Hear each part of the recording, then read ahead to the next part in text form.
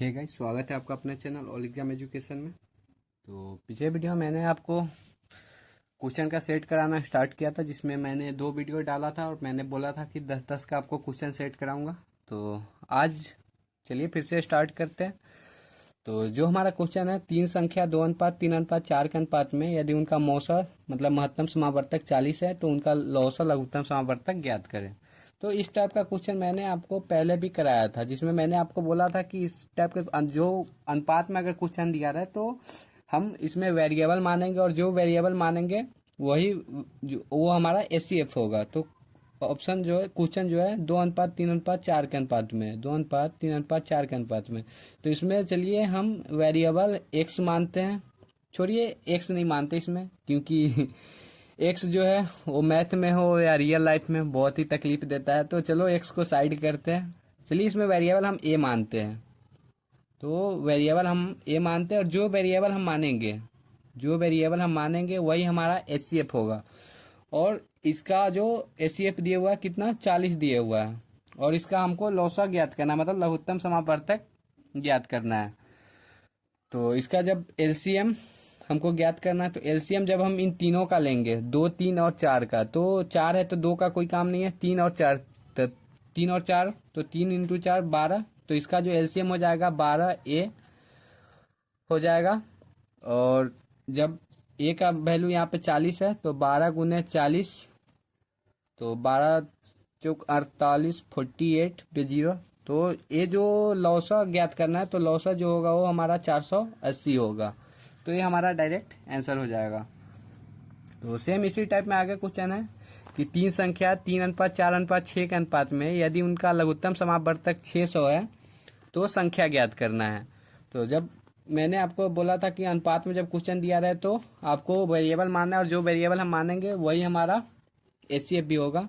तो क्वेश्चन जो है हमारा 3 अनुपात 4 अनुपात 6 के अनुपात में। तो चलिए वेरिएबल हम कुछ भी मान सकते हैं, एक्स मानते हैं। तो जो हमारा एचसीएफ हो जाएगा वो एक्स हो जाएगा, और यहाँ पे एलसीएम दिया हुआ है। तो जब हम इसका एलसीएम करेंगे तो ये देखिए 6 है तो 3 का कोई काम नहीं है, 4 और 6 का जब हम एलसीएम लेंगे तो यहाँ से 2 कॉमन लेते हैं, तो 2 2 4 3 12, 12 इसका एलसीएम हो जाएगा। तो एलसीएम इक्वल टू 12x, और एलसीएम इक्वल टू 12x, और ये दिया कितना हुआ है, ये दिया हुआ है 600।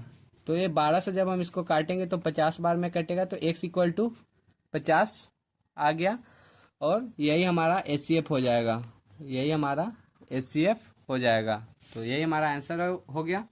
तो चलिए नेक्स्ट क्वेश्चन पे चलते हैं कि 3 संख्या 3 अनुपात 4 अनुपात 5 के अनुपात में यदि उनका लौसा 2400 है तो उन संख्याओं का मौसा मतलब महत्तम समावर्तक क्या होगा। तो सेम अनुपात में क्वेश्चन दिए हुआ है, तो वेरिएबल हम मानते हैं, वेरिएबल हमने एक्स माना।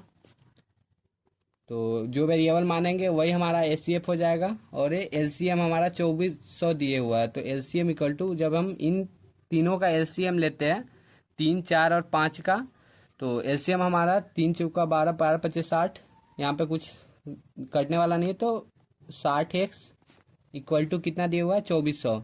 तो हम काटेंगे, ये 0 से 0 गया, 6 से 6 चौक 24 0, तो x इक्वल टू हमारा 40 आया, और यही हमारा एचसीएफ हो जाएगा। तो यही हमारा आंसर हो गया। चलिए नेक्स्ट क्वेश्चन पे चलते हैं। यहाँ से थोड़ा पैटर्न चेंज हो रहा है कि 28 और 42 के लघुत्तम समावर्तक और महत्तम समावर्तक किस अनुपात में है। तो पहले के क्वेश्चन में था कि आपको अनुपात में क्वेश्चन दिए हुआ था तो आप वेरिएबल मान के उसको बना रहे थे। तो चलिए इसका मैं आपको बताता हूँ, शॉर्ट तरीका बताता हूँ। 28 और 42 का लौसा पूछ रहा है, लघुत्तम समावर्तक पूछ रहा है। तो मैंने आपको बताया था कि लघुत्तम समावर्तक कैसे निकालते हैं। तो यहाँ से हम 14 कॉमन ले लेते हैं, तो 14 दूनी 28, 14 तिया 42। तो ये हमारा एलसीएम हो गया, 14 गुने 2 गुने 3 मतलब 84। एलसीएम इक्वल टू 14 गुने 2 गुने 3 इक्वल टू 84। और एचसीएफ जब हम निकालेंगे, तो एचसीएफ निकालने के लिए मैंने आपको बोला था कि इन दोनों का अंतर लेंगे। तो इन दोनों का अंतर हमारा 14 हो जाएगा। तो 14 हो जाएगा, तो 14 से सब कट रहा है, तो 14 से जब ये कट रहा है तो एचसीएफ हमारा डायरेक्ट 14 हो जाएगा। तो जो हमारा एचसीएफ हुआ वो क्या पूछ रहा है, लघुत्तम समावर्तक और महत्तम, मतलब पहले एलसीएम पूछ रहा है। तो जो हमारा एलसीएम और एचसीएफ का अनुपात होगा, एलसीएम अनुपात एचसीएफ, ये ध्यान में रखिएगा क्योंकि ऑप्शन आपको दे, एलसीएम इसका 84 है, 84 अनुपात 14। तो जब हम इसको काटेंगे तो 14 छक 84 मतलब 6:1, 6:1 आपको इसका आंसर हो जाएगा। गाइस एक बात आप ध्यान में रखिएगा कि कुछ ऑप्शन आप सही से मारिएगा क्योंकि एलसीएम और एचसीएफ किस अनुपात में पूछ रहा है, यहाँ पे एचसीएफ और एलसीएम नहीं पूछ रहा है। तो ऐसा नहीं कि आप एचसीएफ अनुपात एलसीएम कर दो तो 1:6 आपका आंसर आ जाएगा, तो आपका गलत हो जाएगा। तो ये हमारा हुआ। और चलिए मैं इसका और शॉर्ट आपको बता देता हूँ कि और शॉर्ट इसका कैसे निकालेंगे। डायरेक्ट में अगर आपको इसका बताऊं डायरेक्ट में, तो एक क्वेश्चन दिया हुआ 28 और 42। तो ये देखिए यहाँ पे क्वेश्चन 28 और 42 में एक 14 से कट जाएगा, तो 14 दूनी 28, 14 तिया 42। तो इसका जो एलसीएम हो जाएगा 2 और 3 का 6 हो जाएगा, और एचसीएफ जो हो जाएगा 1 हो जाएगा। 1 कैसे हो जाएगा, 2 और 3 में कुछ कॉमन नहीं है। तो मैंने आपको बोला था कि अगर एचसीएफ निकालना रहे और कुछ भी कॉमन ना हो तो एचसीएफ 1 होता है।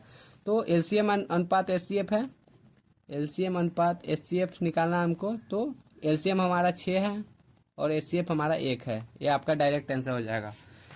मैंने आपको गाइज पहले ही बोला था कि आपको पता नहीं चलेगा कि क्वेश्चन सेकेंडों में कहाँ गया। ये मैंने आपको ये भी आपका शॉर्ट मेथड ही मैंने आपको बताया, लेकिन उससे भी शॉर्ट मैंने आपको करके बताया कि आप क्वेश्चन को कैसे करोगे। तो आपको सेकेंड भी नहीं लगेगा, आप यहाँ पे देखोगे कि हाँ ये कट रहा है और देखते देखते आपका आंसर निकल जाएगा, आपको पेन का यूज भी नहीं करना पड़ेगा। ऐसे मैंने आपको बताया। तो चलिए नेक्स्ट क्वेश्चन पे चलते हैं। जो हमारा नेक्स्ट क्वेश्चन है, दो संख्याओं का अनुपात 2:3 तथा उनका एलसीएम 48 है, तो इन संख्याओं का योग कितना है। तो चलिए सॉल्यूशन इसका करते हैं। जो हमारा संख्या अनुपात में दिया है, तो अनुपात में दिया रहेगा तो हमको वेरिएबल मानना है, मैंने आपको बताया। तो मैंने वेरिएबल माना x, 2x, 3x, और जो वेरिएबल मानेंगे वही हमारा एचसीएफ होगा। तो एचसीएफ इक्वल टू हमारा x हो जाएगा, और एलसीएम जो दिए हुआ है वो 48 दिए हुआ है। तो एलसीएम इक्वल टू, और 2 और 3 का एलसीएम जब लेंगे तो 6 होगा।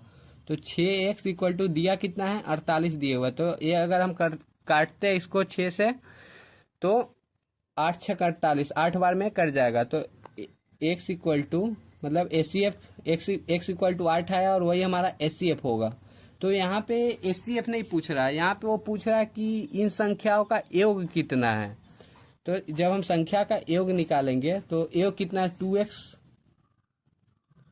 2x, और योग पूछ रहा है तो प्लस होगा, 2x प्लस 3x मतलब 5x, और x का वैल्यू यहाँ पे 8 है, तो 5 × 8 इक्वल टू 40। ये आपका आंसर होगा। तो गाइज आप क्वेश्चन पहले बढ़िया से पढ़ना कि हाँ यहाँ पे पूछ क्या रहा है। जैसे यहाँ पे पूछा कि संख्याओं का योग कितना है, और पिछले वाले क्वेश्चन में पूछ रहा था कि मौसा कितना होगा, लौसा कितना होगा। लौसा दिया रहता है, मौसा पूछ रहा था, इस टाइप में क्वेश्चन पूछ रहा था। तो इसमें है कि संख्याओं का योग कितना। तो सबसे पहले आप क्वेश्चन ढंग से पढ़ना, ऐसा नहीं कि हाँ आप यहाँ पे एचसीएफ निकाल दिए कि हाँ यही आंसर है। और कंपटीशन के एग्जाम में आपको ऑप्शन फंसा के देता है, जो आप निकालोगे वो ऑप्शन आपको कंफर्म रहेगा। तो आप पूरे ध्यान से करना। तो चलिए नेक्स्ट क्वेश्चन पे चलते हैं कि दो संख्याओं के एलसीएम और एचसीएफ क्रमशः 84 तथा 21 है। यदि इन संख्याओं का अनुपात 1:4 हो तो इन संख्याओं में बड़ी संख्या कौन सी है। तो गाइज इस टाइप के क्वेश्चन में क्या करना है आपको, अनुपात में जब क्वेश्चन दिया रहे तो आपको वेरिएबल मानना है। तो 1x 4x, और जो वेरिएबल मानेंगे वो हमारा एचसीएफ होगा। तो एचसीएफ इक्वल टू x, और क्वेश्चन में कितना दिया हुआ है, क्वेश्चन में एचसीएफ जो दिया हुआ है 21 दिए हुआ है। तो बड़ी संख्या पूछ रहा है तो एलसीएम निकालने का कोई ज़रूरत नहीं है। तो बड़ी संख्या मतलब एचसीएफ ही पूछ रहा है। तो हम देखेंगे x का वैल्यू यहाँ पे आ ही गया है, 21 दिए हुआ है। अब देखिए यहाँ पे एलसीएम भी दिया हुआ है, लेकिन इसका कोई ज़रूरत ही नहीं है, वो आपको फंसाने के लिए दिया हुआ है। तो और लास्ट में बोला कि संख्या में बड़ी संख्या कौन सी है। तो बड़ी संख्या मतलब एचसीएफ हमको निकालना है, तो एलसीएम से हमको कोई मतलब ही नहीं है। चलिए, तो ये x का वैल्यू हमारा 21 दिया हुआ है क्वेश्चन के हिसाब से। तो एक जो 21 है इसमें अगर डालते हैं तो 21 × x मतलब 21 × 1 21 हो जाएगा, और 21 × 4 84 हो जाएगा। तो इसका जो बड़ी संख्या पूछा है तो बड़ी संख्या हमारा ये 84 हो जाएगा। बड़ी संख्या 21 और 84 में बड़ी संख्या 84 है, तो ये 84 हो जाएगा। तो यही था। देखिए क्वेश्चन लैंग्वेज में कैसे घुमा के दिए हुआ है, और इसका सॉल्यूशन देखिए, बस एक लाइन आपको करना है।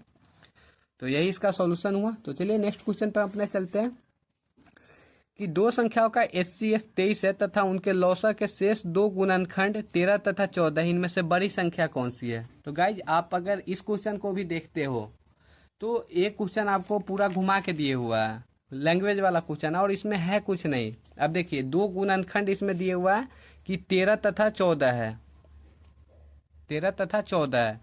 तो सॉल्यूशन इसका करते हैं कि 13x और कितना 14 है, तो 14x।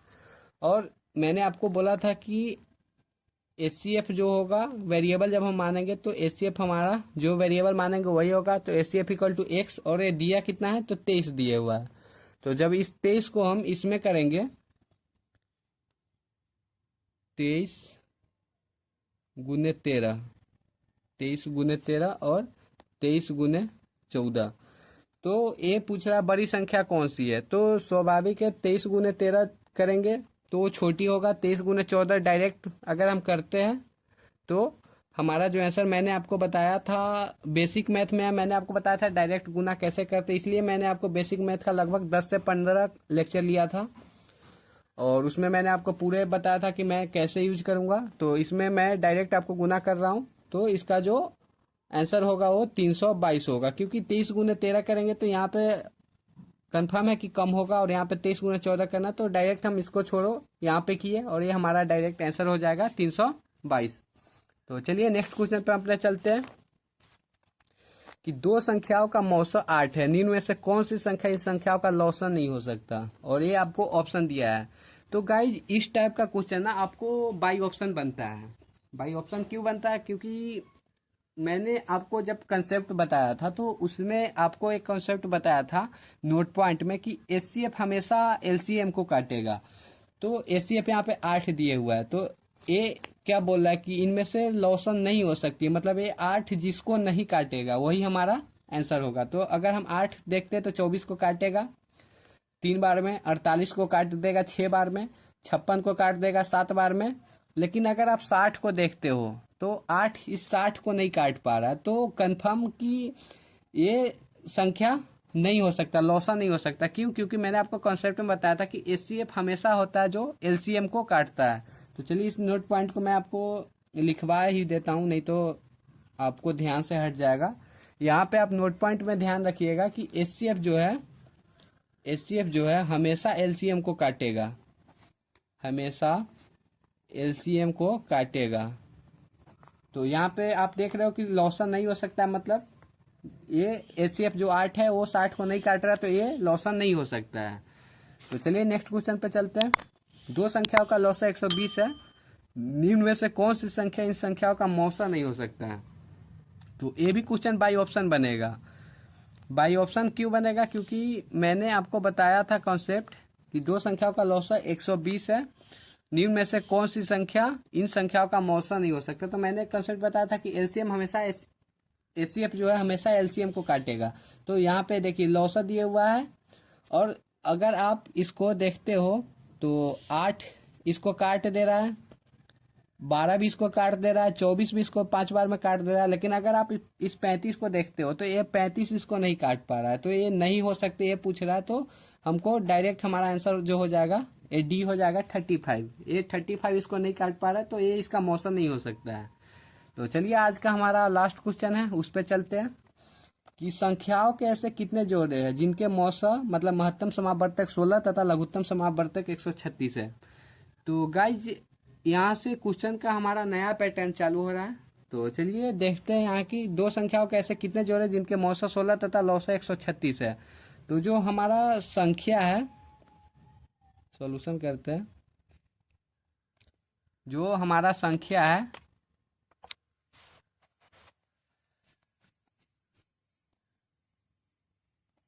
संख्या इक्वल टू, तो यहाँ पे ऑप्शन है कोई नहीं, केवल एक, केवल दो, अनेक। तो संख्या जो है हमारा 16, यहाँ पे एक वेरिएबल हम मानते हैं, तो 16A और 16B। तो ये हमारा मान लीजिए संख्या है, और इसका जो LCM हो जाएगा, LCM जो इसका हो जाएगा तो 16 का एलसीएम 16 AB, और ये दिया कितना है लॉसा, इसका दिए हुआ 36 दिए हुआ है, 136 दिए हुआ है। तो गाइज मैंने आपको बताया था कि एचसीएफ एलसीएम को हमेशा काटता है, लेकिन अगर आप यहाँ पे देखते हो, अगर आप यहाँ पे देखते हो कि ये जो है ये इसको नहीं काट पा रहा है, ये 16 जो है 136 को नहीं काट पा रहा है, तो इसमें कोई पेयर संभव नहीं होगा। तो चलिए इसको नोट पॉइंट में आप डालो कि एचसीएफ जो है एलसीएम को नहीं काट पा रहा है, नहीं काट पा रहा है। अगर नहीं काट पा रहा है तो कोई पेयर संभव नहीं होगा, तो कोई पेयर संभव नहीं होगा। तो इसका जो आंसर हो जाएगा कोई नहीं, इसका जो आंसर हो जाएगा वो कोई नहीं हो जाएगा। सो आई होप गाइज कि आपको वीडियो जरूर समझ आई होगी। मैंने इसमें भी आपको 10 क्वेश्चन कराया। तो अगर आपको वीडियो समझ आई हो तो हमारे वीडियो को लाइक करें, कमेंट करें, शेयर करें और हमारे चैनल को सब्सक्राइब करें। सो थैंक यू गाइज, मिलते हैं नेक्स्ट वीडियो में।